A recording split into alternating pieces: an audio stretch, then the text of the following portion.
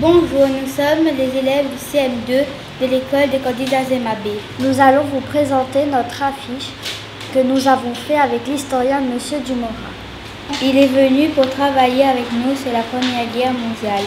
Le but est de réaliser une affiche sur les Dionysiens de la Grande Guerre. Nous n'avons pas fait l'affiche seule. L'école des Tamarins a aussi travaillé sur cette création de leur côté. Cette affiche est constituée d'articles et de photos. Pour débuter le documentaire, on vous propose l'interview de M. Dumora.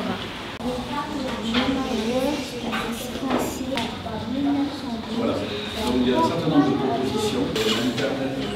Je m'appelle Jacques Dumora. Donc mon vrai métier, c'est un peu compliqué à dire, animateur socioculturel. Pour résumer, ça veut dire je travaille dans les quartiers auprès des enfants et des jeunes et je mène des projets artistiques, des ateliers d'écriture, des projets autour des sciences, etc. Voilà, donc ça c'est mon vrai métier. Et puis j'ai une autre casquette, un autre, mais c'est pas un métier, une passion, c'est l'histoire. Et donc l'histoire de la Réunion, c'est pour ça que je suis dans l'école aujourd'hui, sur le projet donc d'écriture. Et ça me permet dans les établissements scolaires pour raconter l'histoire de la Réunion dans la Grande Guerre. Pourquoi ce projet vous intéresse tellement? Mais parce que je m'intéresse à l'histoire. Et je l'ai dit que lorsque je vous ai rencontré la semaine dernière, je m'intéresse à l'histoire de la Réunion. Et plus particulièrement cette histoire qui est très très peu connue, qui est l'histoire de la Réunion et des Réunionnais dans la Première Guerre mondiale. Et donc, tous les Réunionnais ont été concernés par la Grande Guerre. Ne serait-ce que parce que plus de 15 000 hommes sont partis, à une époque où il y a 170 000 habitants. Donc toutes les familles sont concernées. Et puis, je vous l'ai dit, plus de 1400 Réunionnais sont morts des conséquences de la guerre.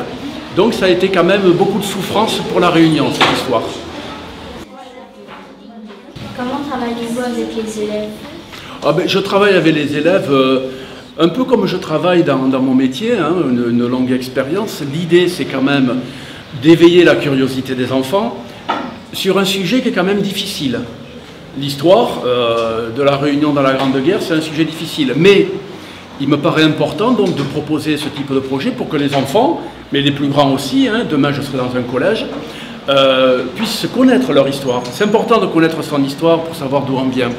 Et comment je travaille? Tu vois, on distribue un petit peu les responsabilités. Les enfants sont autonomes devant les ordinateurs. Alors il ne s'agit pas d'écrire ce que l'on lit ou ce que l'on voit, mais c'est d'abord de réfléchir et de prendre des notes et de comprendre ce qu'on écrit. Nous découvrons un Dionysien particulier. Il est mort au combat et il a eu une croix de guerre avec une étoile de bronze. Pourquoi avez-vous choisi ce personnage? Nous avons choisi Tarnay Constant-Émile car il a eu un rôle très important et il a sauvé des vies dans la Grande Guerre. Il a eu de nombreuses décorations pour ses actes héroïques. Quelle décoration a-t-il eu? Il a eu une croix de guerre avec une étoile de bronze. Comment a-t-il été tué? Il a été tué sous une pluie de balles. Mais il n'était pas le seul à participer au combat. Nous avons travaillé sur les Dionysiens dans la Grande Guerre. Les Dionysiens ont aussi été les Réunionnais les plus nombreux à être morts. Oui, pourquoi? Oui, les Dionysiens ont été les Réunionnais à être morts dans les conséquences de la Grande Guerre, comme Damour Gilles Hippolyte qui a été disparu en mer, ou bien Desjans de la Bâtie qui a eu une blessure gazée, ou Grondin Louis-Yves qui a été tué au combat, ou bien Waro Jean-Baptiste qui est mort par une maladie, ou bien Massalami Paul qui a été aussi mort par une maladie, Nadetouri Marie-Camille Victor qui a été tué au combat, Olive Théodore qui a été tué au combat, Tarnet Constant-Émile qui est mort par une maladie, Tekvé Théodore Clément tué au combat et Vioté Marie-Denis Charles Fernand qui a été blessé.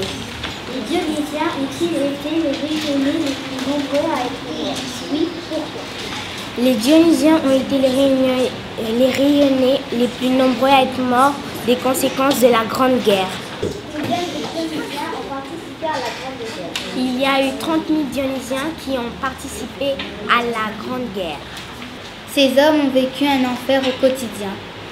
La vie quotidienne dans les tranchées. Nous avons retenu que la vie des poilus dans les tranchées a été horriblement dure. Pendant plus de 4 ans, les hommes se sont enterrés et ont supporté des conditions de vie très compliquées. Ils ont supporté le froid hivernal, la pluie, la boue, l'humidité permanente des vêtements, la chaleur estivale, les rats, les poux, les odeurs nauséabondes, des cadavres que l'on ne peut pas ramasser, les bombardements qui n'arrêtent jamais. L'enfer des tranchées reste difficilement imaginable. Ils ont ressenti la peur de mourir. Ils ont dû dormir dans la terre, sur des cartons, dans les trous creusés dans le parapet de la tranchée, alors qu'autour d'eux, le pilonnage de l'artilleur n'arrête pas, sans parler des obus à gaz qui les épouvantaient. Dans une guerre, est-ce que l'on se bat le ventre vide? Oui, souvent avec des problèmes d'approvisionnement. Bonjour Kéron, sur quoi as-tu travaillé? J'ai travaillé sur la nourriture pour les poilus dans les tranchées. Qu'est-ce que tu as appris sur les poilus? J'ai appris que les poilus n'avaient jamais souffert de la faim car ils avaient une petite musette. Pourquoi le repas était très important? Car c'était un moment de repos qui se réunissait autour de la roulette pour manger. Comment le repas arrivait jusqu'aux poilus? Il arrivait par les porteurs de soupe et s'il y avait trop de bombardements, il y avait la musette qui servait de repas pour 3 jours. Après, il y avait la roulante.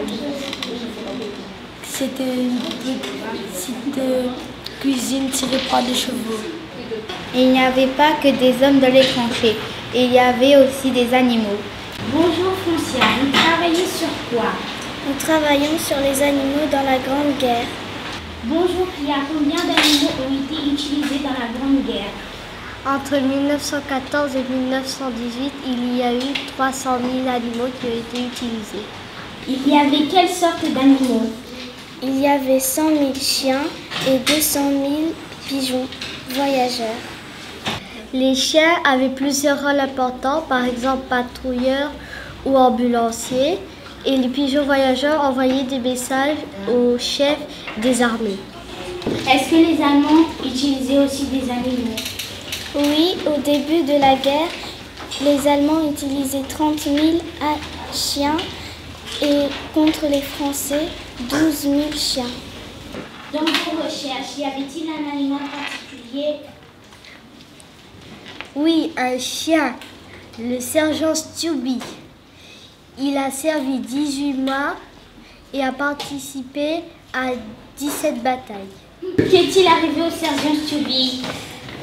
Il s'est blessé à la patte le 20 avril 1918. Il a été amené à l'arrière des tranchées. C'est en octobre 2017 que nous avons commencé à travailler sur le projet. Nous nous sommes organisés en groupe pour compléter nos recherches et écrire nos articles. Comment s'est passé votre travail sur la Grande Guerre? Ça s'est bien passé. Notre classe de CM2 a travaillé par groupe sur ce projet du mois de septembre au mois de décembre 2017. Quels sont les 7 articles sur lesquels vous avez travaillé? Les 7 articles qu'on a rédigés sont les Dionysiens dans la Grande Guerre, Tarnek, Constance, Émilie, les animaux dans la Grande Guerre, la vie quotidienne dans les tranchées, les infirmières dans la Grande Guerre, les repas dans les tranchées. Comme tout bon journaliste, nous avons écrit pour notre feuille de chou un édito. Mais ça sert à quoi un édito? Un édito, c'est un résumé de plusieurs articles qu'on met dans notre projet sur la Grande Guerre. À quel moment on écrit l'édito? On écrit l'édito à la fin. Pour célébrer le centenaire de la Première Guerre mondiale, les Dionysiens dont nous avons parlé dans le documentaire vont enfin avoir la reconnaissance qu'ils méritent. Sur quel monument allons-nous inscrire les noms des Dionysiens et des rayonnés morts dans la Grande Guerre? Nous allons inscrire les noms sur le monument La Victoire. Où se situe la place de la Victoire? La place de la Victoire se situe à Saint-Denis, dans le chef-lieu.